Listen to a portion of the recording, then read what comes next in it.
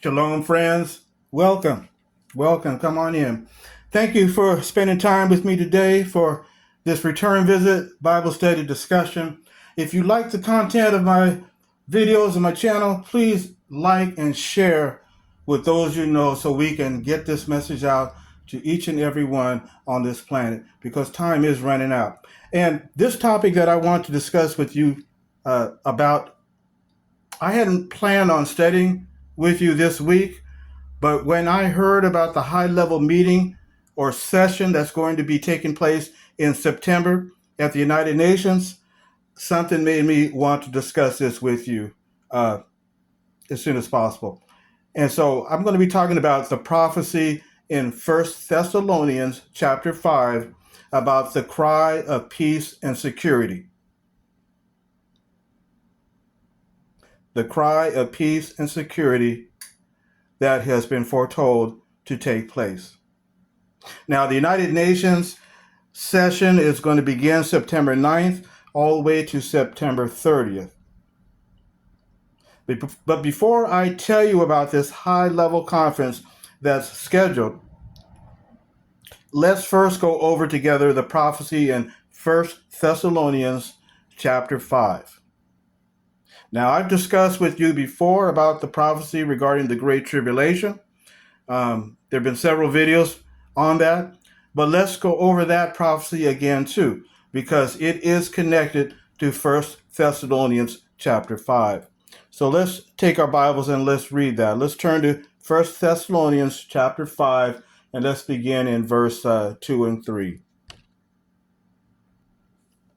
Here it reads, "For you yourselves know accurately that the Lord's day is coming like a thief in the night." Yah's day is coming like a thief in the night. Verse 3, when they may say peace and safety, then sudden destruction impedes over them, just as labor pangs on her who is pregnant, and they shall by no means escape. Okay, you notice it says there, when they say peace and safety. Now, some translations will say peace and security. But it's the same thing, right? Peace and safety, peace and security. Now, we've heard this phrase or this cry or this declaration for decades, right? We've heard this for decades. So why or how would this prophecy stand out as different than all the other times that we've heard it? You know, we've heard it in 2000, we've heard it in the 90s, in the 80s, in the 70s, in the 60s, all the way back, even to the 40s, and even to the 20s. We've heard it several decades. So how is this prophecy going to stand out as different when this time, for the last time, the nation, they will say, well, we'll get to that in a minute of who it is that's going to say that, but it is the nations, but we will go into that, how we know that it will be the nations and one other entity as well. But how will this prophecy stand out as different than all the other times they've been saying it? Well, see, that's the point. This declaration or this announcement by who's going to say it, it's going to be a declaration that's going to stand out different than any other in recorded time. It's going to be a definite different type of declaration. It's going to be a worldwide declaration, number one. And it's going to be talking about peace and safety or security. But it's going to stand out as different. Okay, let's dig more deeper in this. You notice Paul, now the Apostle Paul is the one who wrote this under inspiration of Holy Spirit from Yah. He said that when they say peace and security, he says, what will happen? He says, then sudden destruction. Sudden destruction. That's what's going to make it different than any announcement or declaration that's ever been said before in the last several decades. Sudden destruction is going to come this time. And then it says here at the end of verse 3, and they shall by no means escape. So Paul is indicating that there will be little or no time between the announcement and the destruction that will come. It will be sudden and inescapable. Paul says they will by no means escape. In other words, it will be impossible for the wicked to escape. Sudden destruction. That's what's going to make it stand out, because something is going to happen right after they say this. All the other times they've been declaring it, nothing has ever happened. This time it will. And that will be the sign that we will know that the great tribulation is getting ready to break out. So now, who are they who make this declaration or this announcement? It's the world leaders. How do we know? Let's prove it through Scripture. Now, those of us who have been studying the Scriptures, we know that oftentimes beasts, wild animals, symbolize different kingdoms, different kings, different nations, empires. We see that in the book of Daniel, and we see it in the book of Revelation. Different beasts represent kingdoms, kings, empires. So let's turn to Revelation chapter 13 and notice verses 1 and 2. Help us appreciate how do we know that it's going to be the world leaders that are going to make this announcement that's going to be different than any other. Okay, Revelation chapter 13, verses 1 and 2. It says, and I was placed on the sand of the sea. We know this is talking about the Apostle John. He was the last apostle living. He got to live to be 100 years old before they executed him. And he got this last vision from the Most High Yah through Jesus or Yahshua, through the angels to John about the apocalypse or the revelation of things that were to come in the future. So he says, I was placed on the sand of the sea, and I saw a wild beast ascending from the sea, having 10 horns and 7 heads, and on his horns 10 diadems, and on his heads names of blasphemy. Now remember that last point, names of blasphemy, because we're going to get to that in a minute. Let's go on to verse 2. And the beast which I saw was like a leopard, and his feet as a bear's, and his mouth as a lion's mouth, and the dragon gave him his power and his throne and great authority. That's a very important point. It says the dragon gave him his power, gave this wild beast its power and its throne and its great authority. Who is the dragon? Well, we know that is the devil, Satan, the devil, Diablo. We know that. But let's continue. Let's drop down to verse 5 and 6. There's a lot of stuff to unpack in Revelation, but we're just going to specifically focus on this topic today, friends, about this cry for peace and security. So let's drop down to verse 5 and 6.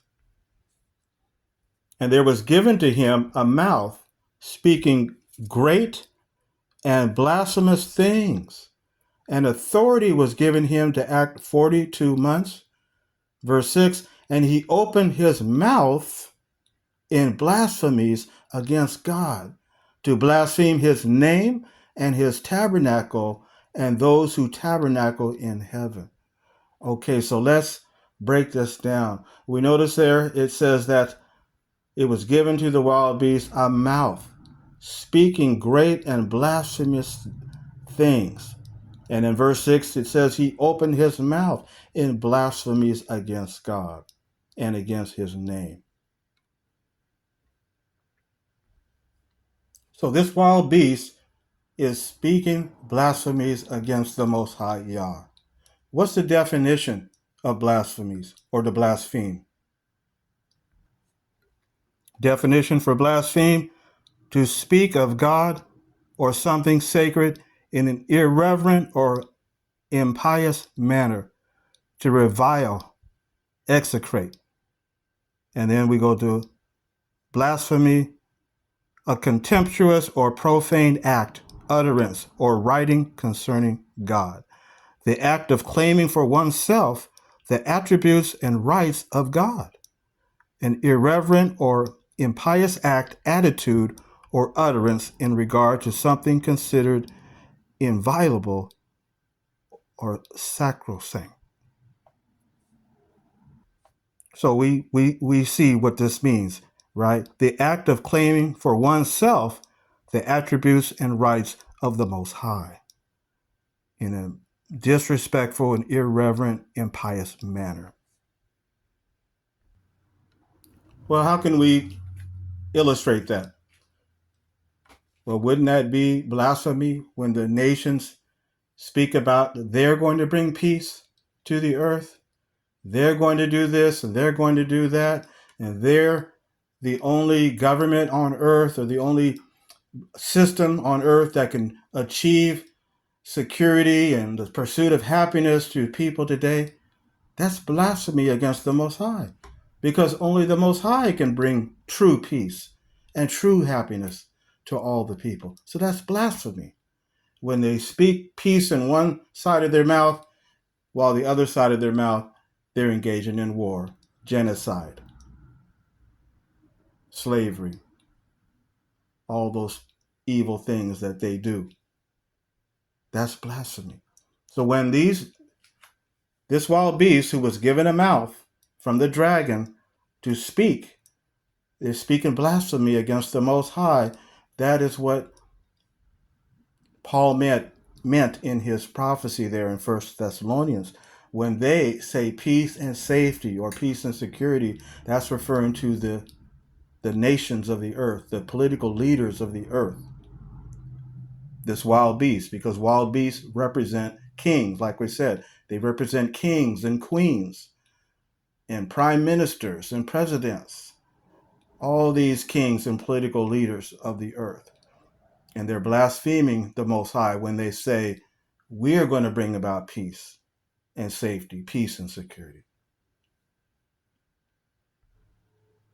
Because as we said, only the Most High Yah can bring true peace. Only Him.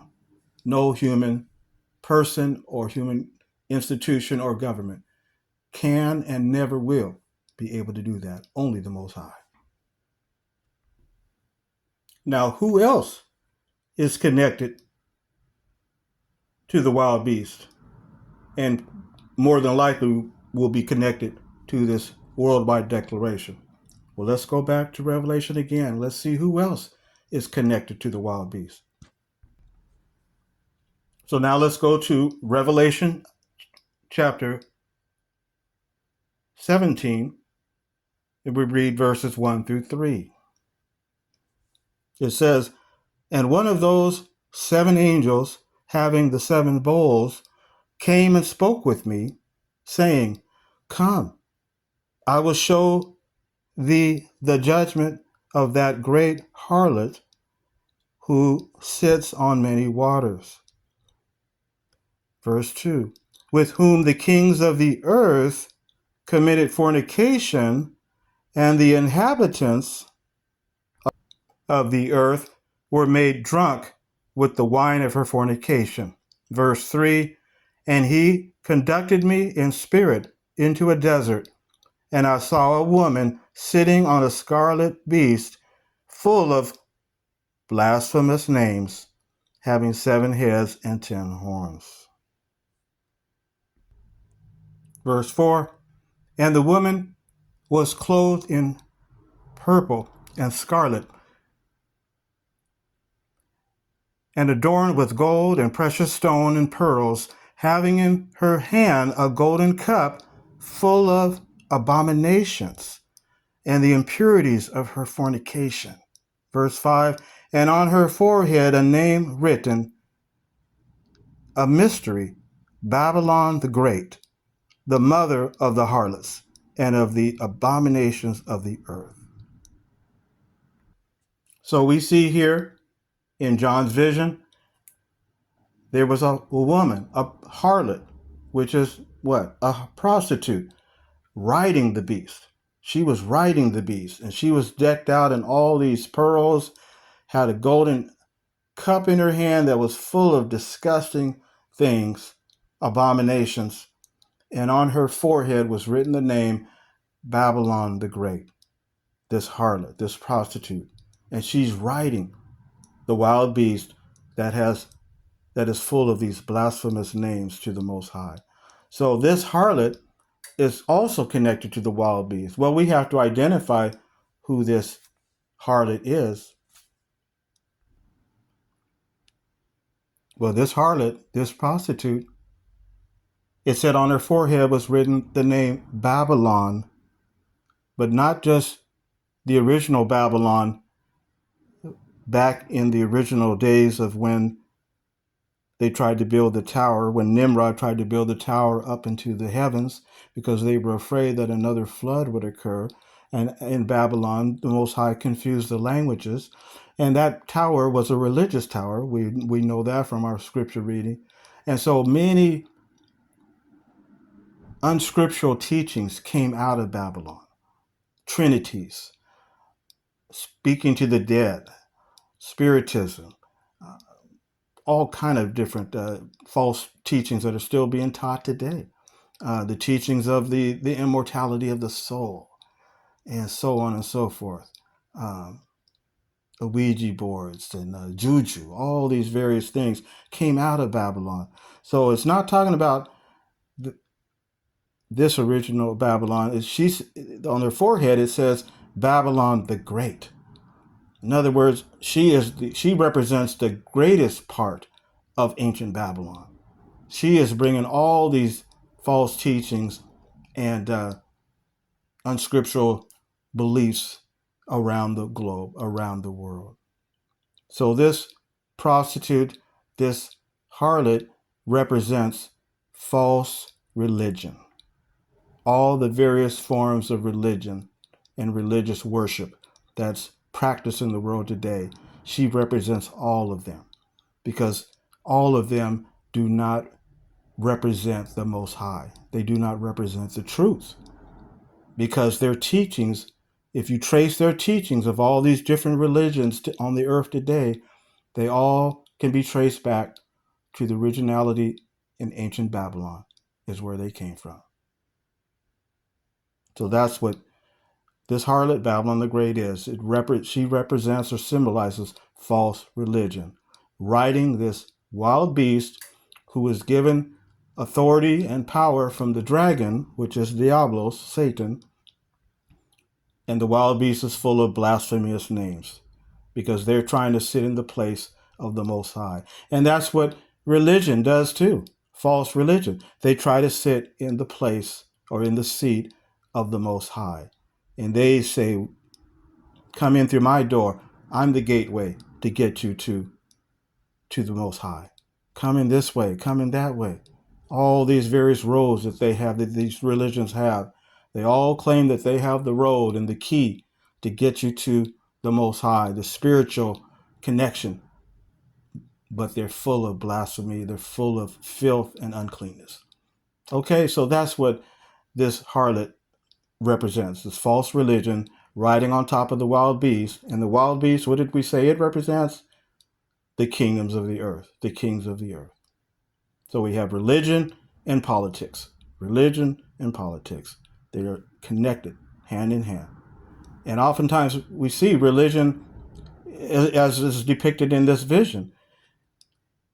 It's the prostitute that's riding the beast. It's not the beast riding the woman, is it? It's the woman riding the beast. So false religion runs these empires, runs these prime ministers and these kings and queens to do her bidding. So these church leaders from the various religions of the earth that are part of Babylon the Great, it may very well be likely that they may also be a part of this special announcement when they say peace and security or peace and safety. They may very well be a part of it because they are riding the beast.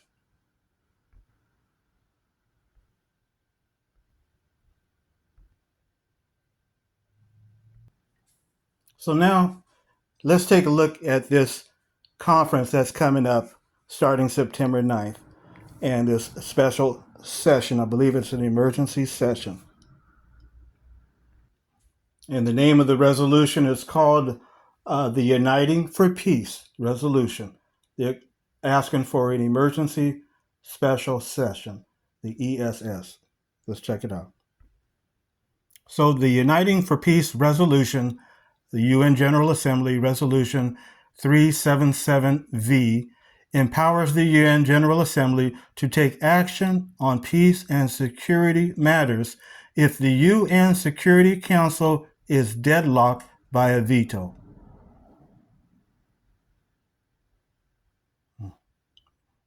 If the UN Security Council is deadlocked by a veto.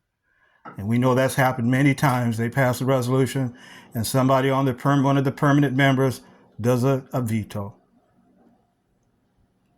Allowing for an emergency special session to make recommendations for collective measures, including armed force, to restore peace. While the resolution itself is from the 1950, it remains relevant and was recently invoked by the UN experts urging the General Assembly to respond to the humanitarian crisis in Gaza under this procedure. But the point I wanted to focus in on is if the Security Council is deadlocked by a veto, if they get 2/3 vote, from what I read in another article, then they can allow for an emergency special session to make recommendations for collective measures, including armed force to restore peace. And like I said, they're starting their session, the 80th session, I believe, of the UN starts September 9th all the way to September 30th.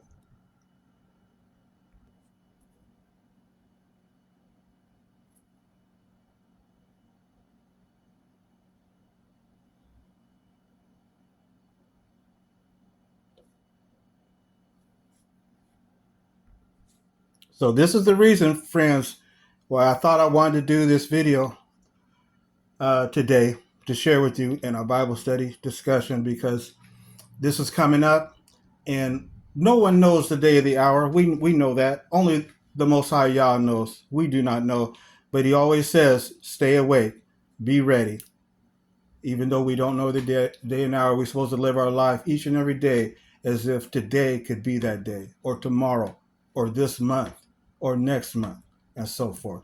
We have to be ready. So I just wanted to get this out because this is something that has not happened before in a minute. Like they said, since 1950 is when they started this resolution. And I think they said they did it one time before, I think in 1988. And so now they're asking for it to be brought up again. And like they say, if there's a veto, if one of the members tries to veto it, they can override it this time. Now, why they hadn't done this before, I don't know. But I guess they get, and we know, Gaza is not the only hot spot in the world. Look at what's going on in Sudan. Uh, look what's going on all over. Uh, so Gaza is not the only one, but the world is focused on Gaza. And so, like I'm saying, we know there's other places in the world that are worse, far worse than what's going on in Gaza. But Gaza is definitely a genocide. It's definitely a killing field, and the world's attention is on it. And the prophecy in First Thessalonians says, when they say peace and security, sudden destruction is going to be instantly. So I'm not saying that this is going to happen, but I'm just saying you best better get ready in case it does happen. And so let's continue on. So now let's examine what the Great Tribulation was in Yahshua's day, in Jesus' day. Let's go to Matthew chapter 24, and we'll read verses 15, 16, and 21.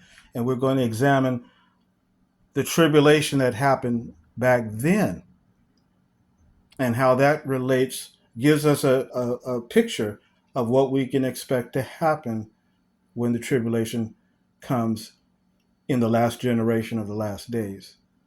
So let's turn our Bibles to Matthew chapter 24.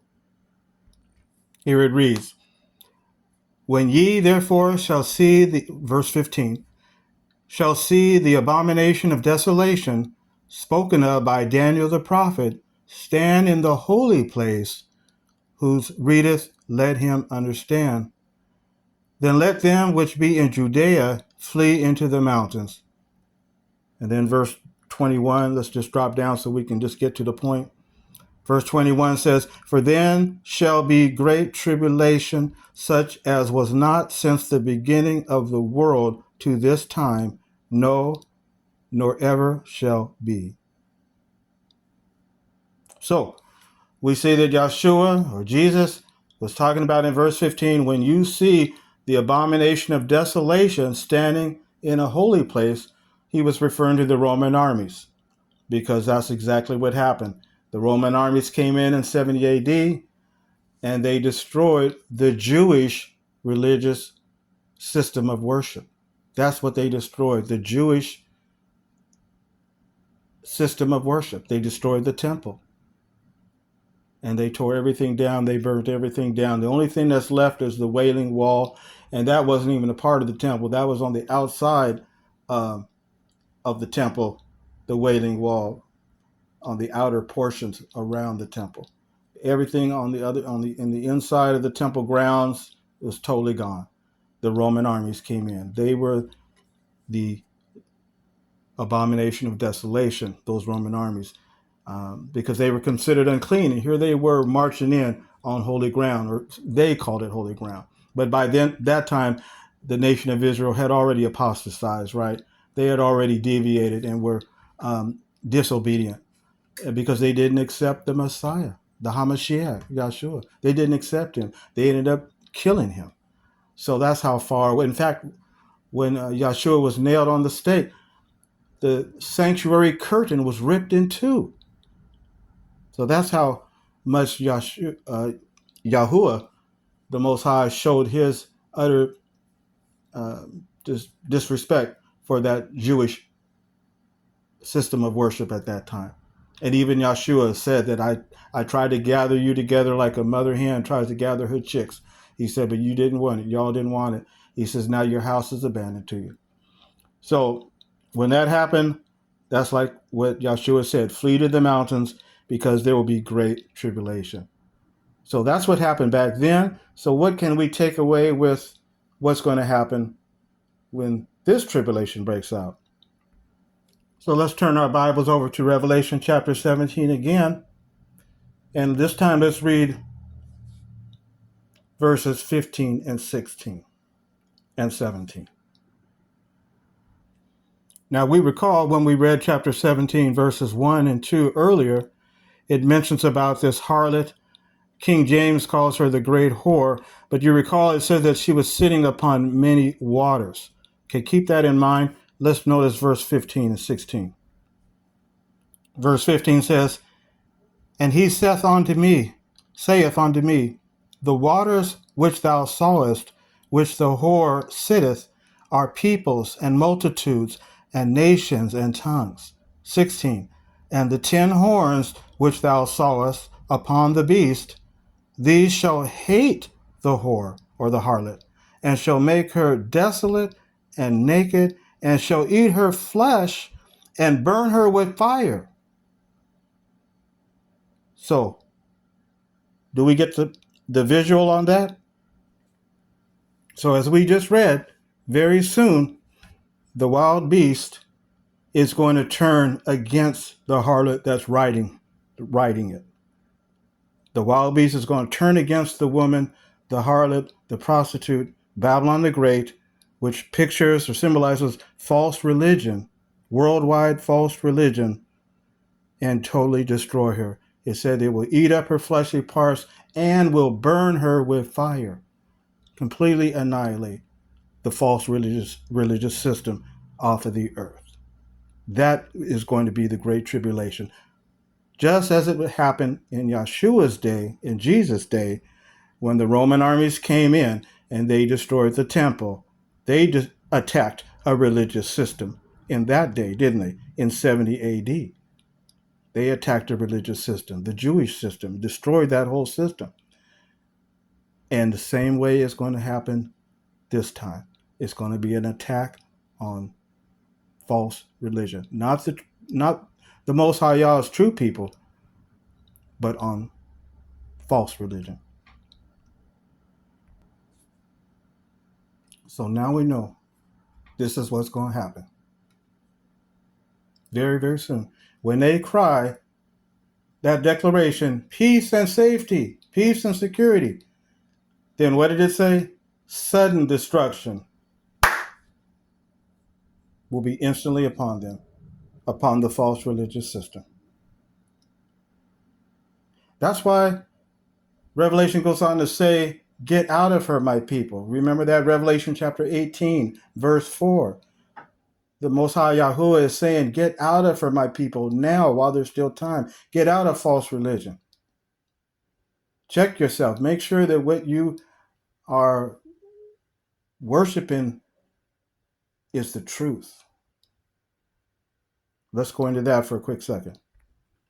Has the Most High ever used mighty kingdoms and military empires before in the past to carry out his judgments on disobedient ones?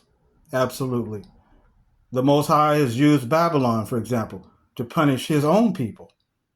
He used the Romans to destroy the false Jewish system in 70 AD. He used King Cyrus of Persia to overthrow Babylon and allowed his people to be set free. And he even used Pharaoh. So he will do the same thing at the Great Tribulation. Let's notice Revelation chapter 17, verse 17. Here, verse 17 reads, for God hath put in their hearts to fulfill his will, and to agree and give their kingdom unto the beast, until the words of God shall be fulfilled. So see, the Most High puts it into the wild beast's heart to fulfill his will, to carry out his purpose, to destroy that harlot, that prostitute, Babylon the Great, because of all the false abominations and the blasphemies that she's been putting out, misleading all mankind, misleading all types of people into unspeakable things in the name of the Most High. That's blasphemy. So he puts it into their heart to carry out his will, just as he's done in the past when he used the Roman armies, he used Cyrus, he used Babylon to even punish his own people. He used Pharaoh and so forth. He's going to do it again today. He's going to use the nations to destroy Babylon the Great. False religion. He's going to use the nations. It's going to happen again. It's going to happen again, friends. Just as it happened in Jerusalem in 70 AD. All that's left is the Wailing Wall, as we see here. But not just that religion, all of them. We see the Dome of the Rock. What religion does that represent? Look it up. It's going to affect them too. Over there in Mecca, Buddha, Hindu, all the various ones, even the Protestant ones, Protestant religions. The Protestant religions broke away from the Catholic religion, but they still carrying the same teachings of Trinity, hellfire, immortal soul. Well, Protestants don't believe in immortal soul. Well, maybe they do, but they definitely believe in Trinities, hellfire, exorcisms, all kind of demonic things that go all the way back to Babylon. Crucifixes, idols, all that stuff, dungy idols.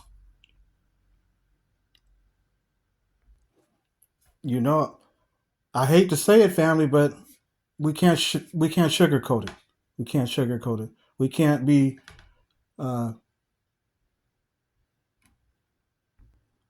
tickling the ears. We got to be straightforward. The truth is the truth. This is warning so that we can save our lives and our families and our loved ones. We got to get out of Babylon.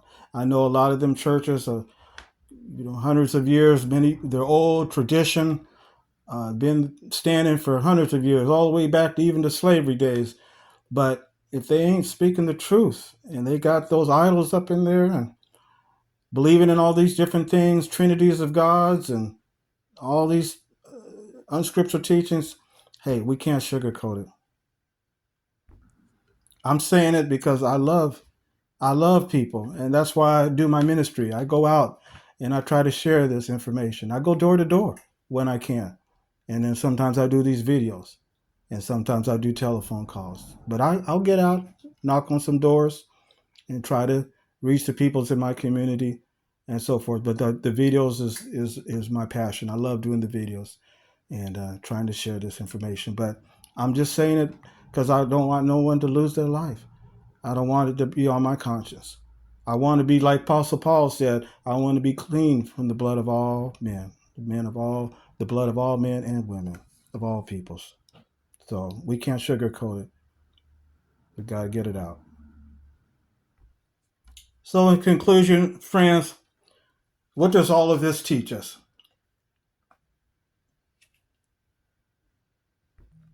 Let's go over to Matthew chapter 7, verses 21 through 23. And let's see what we can glean from Matthew chapter 7, verse 21 through 23. What does all this teach us? Here, verse 21 says, "Not everyone who says to me, 'Master, Master,' or 'Lord, Lord,' will enter into the kingdom of the heavens, but he who performs the will of that Father of mine in the heavens." 22, "Many will say in that day, 'Master, Master, have we not taught in thy name, and in thy name expelled demons, and in thy name performed many wonders?' And then I will plainly declare to them, 'I never approved of you. Depart from me, you who practice iniquity.'" What's the point? Well, let's go back to verse 21. It says, "Not everyone who says to me, Lord, Lord, or Master will enter into the kingdom," but it says, "He who performs the will of my Father in the heavens." So it's the one who's doing the Most High's, Yah's will. True, they might be teaching in his name, doing wonderful, powerful works in his name, even expelling demons in his name. But is that the Father's will? Because according to Yahshua, he rejected them because they were doing all those things. They were doing great, wonderful things in his name, spreading his name, but they weren't doing the will of Yahuwah. Something to think about, isn't it? And I have to think about each and every day. What are we doing? Are we doing the will? Well, what is the will of the Most High? Let's turn to Matthew chapter 24. Matthew 24:14 says, "And this gospel," or good news, "the gospel of the kingdom shall be preached in all the world for a witness unto all nations, and then shall the end come." And then shall the end come. So you notice what it said there? What was it that should be preached as a witness unto all the nations? The gospel of what? It said the gospel of the kingdom. Whose kingdom? Well, we know that. The kingdom of the Most High, that he is given to his Messiah, his HaMashiach, the Christ, who is sitting on the throne right now. If you watched the video about that earlier, about the Gentile times. But we're going to keep this just talking about the peace and security prophecy.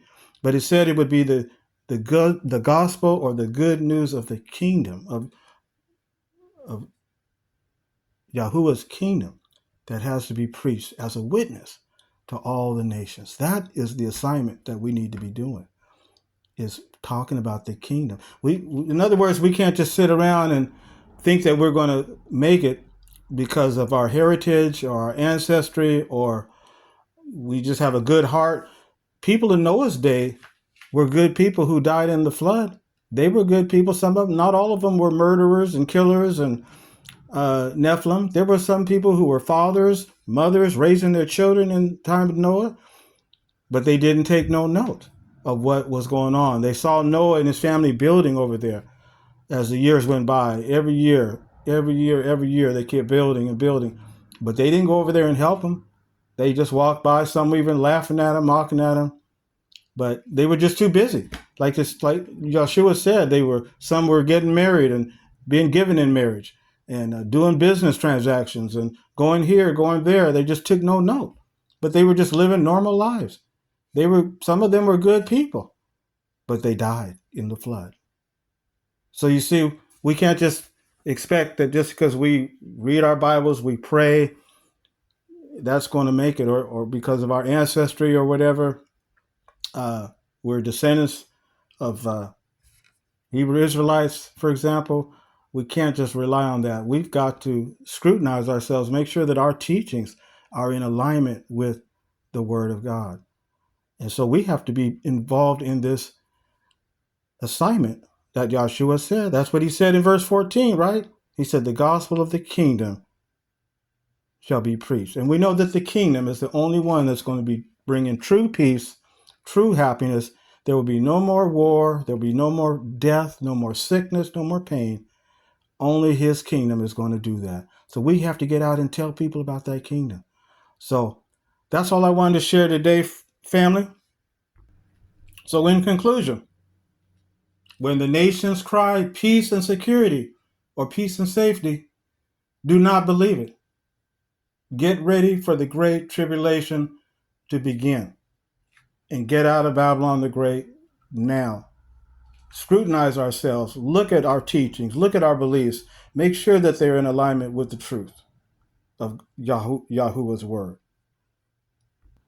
And like I said, I don't know if this special emergency session that's going to take place this month, if it's going to end up being that final declaration that is going to start off the Great Tribulation or not. But we definitely want to make sure that we are ready and make sure that we get out of Babylon the Great, because we know what's going to happen to her very soon. All right, family, that's all I got. Thank you for letting me share with you today. Knew a little bit long, but very important information. So let's stay awake and look forward to our next Bible session. And like I say, if the servants of Yah come to your door, make sure to give them a bottle of water to drink. Until next time, family, please y'all be safe and stay awake, especially this month. We don't know what's going to happen. Every month, right? Every month. Okay, then. Until next time.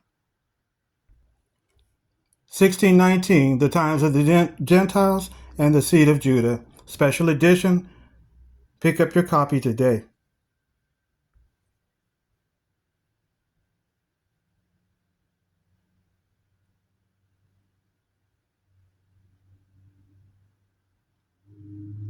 Get your copy today, as well as the copy of The Line of Shem and the Seed of Judah.